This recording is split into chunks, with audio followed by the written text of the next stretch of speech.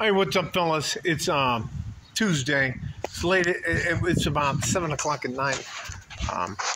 That's the east side where the mountains are. I'll take you across. The sun is trying to set there. There's an airplane trying to make its way to wherever it's going. And I have to tell you, one of the things that makes, or to me, and this is only my personal opinion, one of the things that made me, God damn it, consider my wife as a candidate. My mother-in-law, in Spanish, that's Sugera. She's now 75. I just finished eating half of a watermelon. But I have to tell you guys something, and it is important. And for me, I believe it's very important.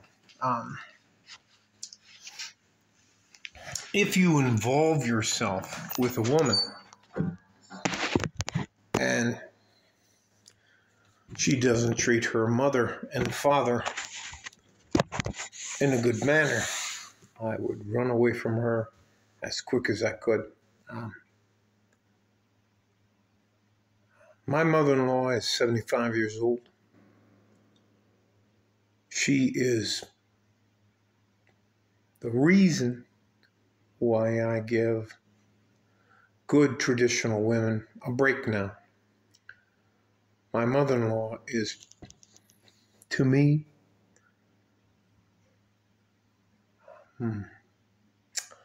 I didn't grow up the way many people grow up, but my mother-in-law treated me extremely well from the very first moment she met me.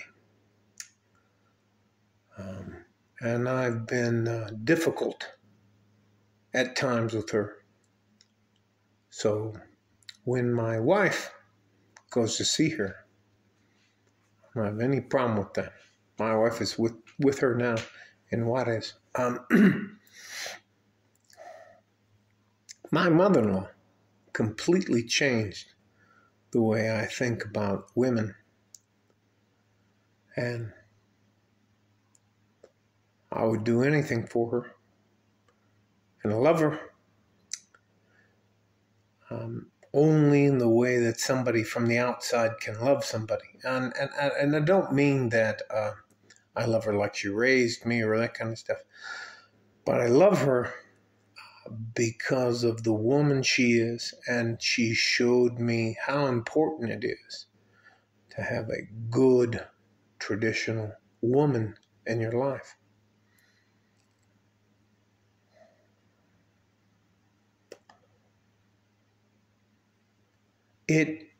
That woman, she's not even 5 foot tall. I can't even tell you. When I hug her, I have to bend over like that. I can't even tell you. I will tell you this small story, short story, and then I'll move on. The first time I came to meet her, she invited me into her house, and what she told me was, "Mi casa es tu casa." My home is your home. You are welcome here at any time. And I don't know. That's a big deal to guys like us that grew up in an orphanage. And that's a big deal to guys like me who, it's just a big deal. I didn't grow up that way. And I can't tell you what it's like to have someone give you a hug and they kiss you here and here, and she's tiny. I can't tell you what it's like to have somebody with little anyways. But I'm very standoffish, and I'm used to just a fucking handshaking. And we're out. But So I get up very early. And the first night, I didn't sleep very well at the house. And then I got up at like 4 o'clock. And I wander around, put my clothes on, wander around, use the bathroom, and go to the kitchen. And my mother-in-law, Sugera, is already there.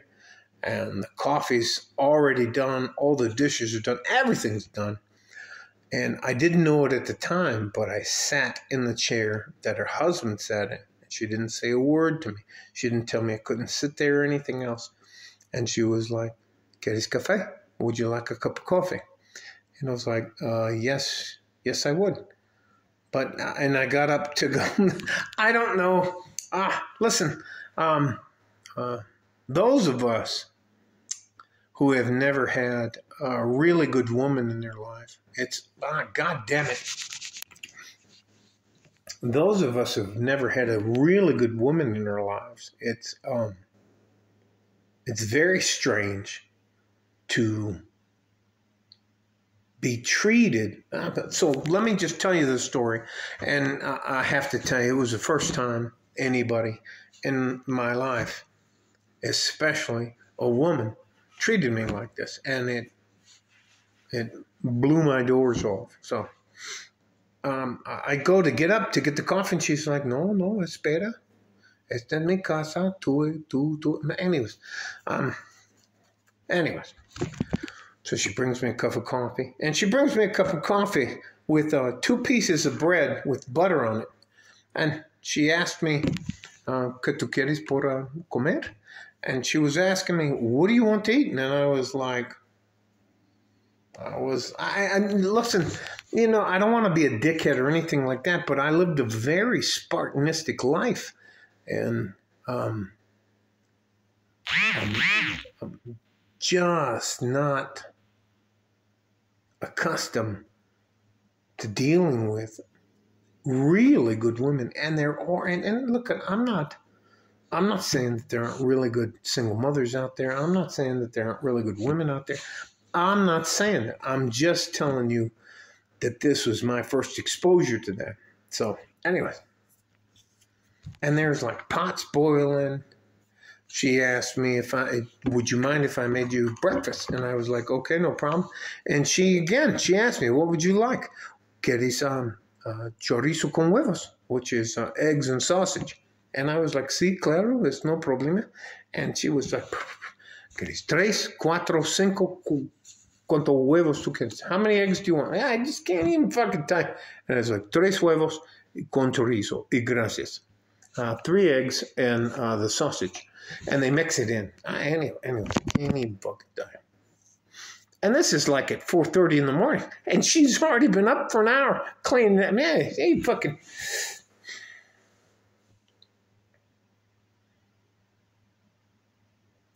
There are good traditional women out there. All that to say this. And I'm not going to belabor the subject, but I have to tell you this. There are very good women out there. And there are very good women out there who have taught their daughters how to be good women.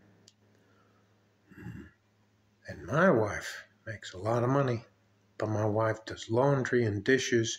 I can't even tell you the difference that time. And she fed me, and we had coffee. And until my sister-in-law got up, I didn't know I was sitting in the wrong seat because I was sitting in her husband's seat. And evidently nobody sits in that fucking seat. And my mother-in-law said, at the time, she wasn't my mother-in-law. She was just, anyway, it doesn't fucking matter. She never said anything. She didn't tell me to move. She waited on me hand and foot. I can't tell you. She did my laundry. We went out, my wife and I, her sister, kids, and the rest of us went out. And by the time I came back, all my laundry was done and it was folded at the end of the bed. I've at the time in my life, I've never experienced it before. And I'm not trying to tell you that I was, it doesn't fucking matter. It was just bizarre to me. And my wife and all the people were like, That's just fucking normal. What are you doing? What are you doing, white boy? What are you talking about? I was like, look, I was there at 4:30 in the morning, and she was like, what can I do for you? And I was like looking around like, oh, who the fuck are you talking to? Are you talking to me? And she was like, yeah, motherfucker, I'm talking. Anyways, all that to say this. There are very, very good women out there. There are fantastic women who will do everything they can to help you and help you be successful. But those women do not live in the United States of America. Those women have nothing to do with the people who live in the United States of America. The women here are broken, abused. They feel, I would never, and I don't mean this mean to any of the good women that are here in the United States, but you're too hard to find. You're too hard to find, and you would rather seek attention than seek a relationship. And I can't even fucking tell you. My wife's off right now in Juarez with her mother-in-law, and I can't even fucking tell you. My mother-in-law is going to send back salsa. She's going to send back some food. You know what? This is the last part, and I promise I'll let it go. Whenever I go somewhere with my mother-in-law, down to meet her family, to ask for permission to marry her daughter and the rest of that stuff in front of the men in her family, my wife acts completely different when my mother-in-law is around than when my mother-in-law is not around. When my mother-in-law is around, my wife waits on me hand and foot. Couldn't fucking ask for it. I go to get up. Where you going? What can I do for you, bud? But when my wife's not here, I'll be like, she's like, basta. And it's, what they say is, basta, pinche joto. Yeah, what the fuck? Get out of here. Go do what you're going to do. Anyways.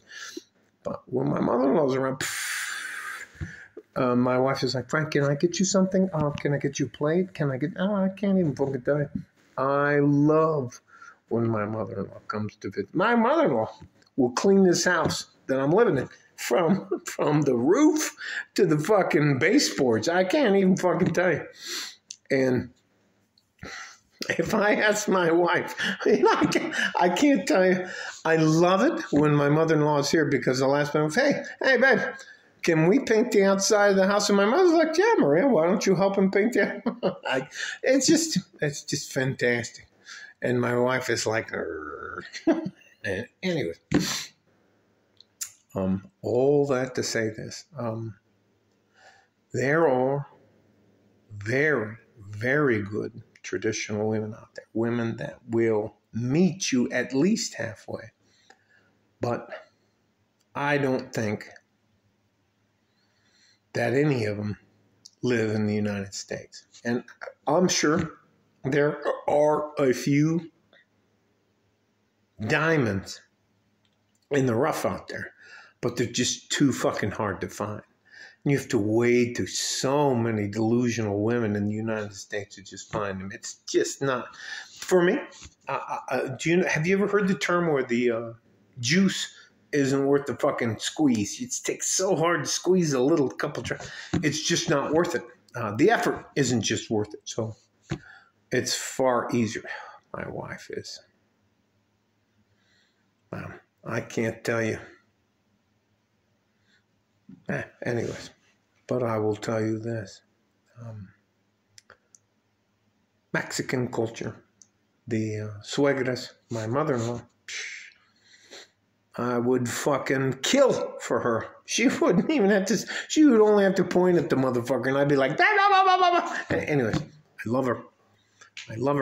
And I love the way she raised her daughter. So it is what it is. And then that may be too ridiculous for any of you guys because you don't believe me. But I think if you actually want to make peace with the woman, I believe you have to look outside the United States. I just think that the women in the United States have too unrealistic expectations from a man. So it is what it is. But I can tell you, I'm always asking, well, hey, when can your mother come over? When can your mother come over? Hey, I'll go pick her up. Anyways, so it is what it is. Love you guys. Stay safe and healthy. That light at the end of the tunnel is not a fucking train coming the other way. You are far more important than anyone wants you to believe. You matter, you're important, and you're my future. Like a fart in a G-string from West Texas, El Paso. I'm out of here. Bye-bye.